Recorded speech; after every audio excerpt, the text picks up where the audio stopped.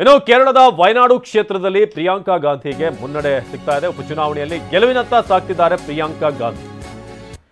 ಗೆಲುವಿನತ್ತ ಪ್ರಿಯಾಂಕಾ ಗಾಂಧಿ ಕಾಂಗ್ರೆಸ್ನ ಭದ್ರಕೋಟೆ ಈ ವಯನಾಡು. ರಾಹುಲ್ ಗಾಂಧಿ ಅವರು ಎರಡೂ ಕಡೆ ಕೂಡ ಸ್ಪರ್ಧೆ ಮಾಡಿದ್ರಿಂದ ಈ ಕ್ಷೇತ್ರವನ್ನು ರಾಜೀನಾಮೆ ಕೊಡಬೇಕಾಯಿತು ಅವರ MP ಸ್ಥಾನಕ್ಕೆ. ಅಲ್ಲಿ ಸಹೋದರಿ ಪ್ರಿಯಾಂಕಾ ಗಾಂಧಿ ಭರ್ಜರಿ ಪ್ರಚಾರ ಮಾಡಿದರು. ಸುಮಾರು 3,94,734 ಮತಗಳ ಮುನ್ನಡೆ ಈಗ ಸಿಕ್ಕಿದೆ. ಇನ್ನೊಂದು ವಿಚಾರ ಅಂತಂದರೆ BJP 3ನೇ ಸ್ಥಾನಕ್ಕೆ ಕುಸಿದಿರೋದು ಅಭ್ಯರ್ಥಿ ನವ್ಯಾ ಹರಿದಾಸ್.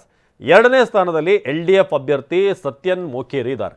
ಯಾಕೆಂದರೆ BJPಗೆ ತಮಿಳುನಾಡು ಹಾಗೆ ಕೇರಳ ಎರಡೂ ಕಡೆ ಕೂಡ ತಮ್ಮ ಒಂದು ಗುರುತನ್ನು ಮೂಡಿಸೋದಕ್ಕೆ, ಚಾಪು ಮೂಡಿಸೋದಕ್ಕೆ ಭಾಳಷ್ಟು ಸರ್ಕಸ್ ಮಾಡ್ತಿರುವಂಥ ಎರಡು ರಾಜ್ಯಗಳು.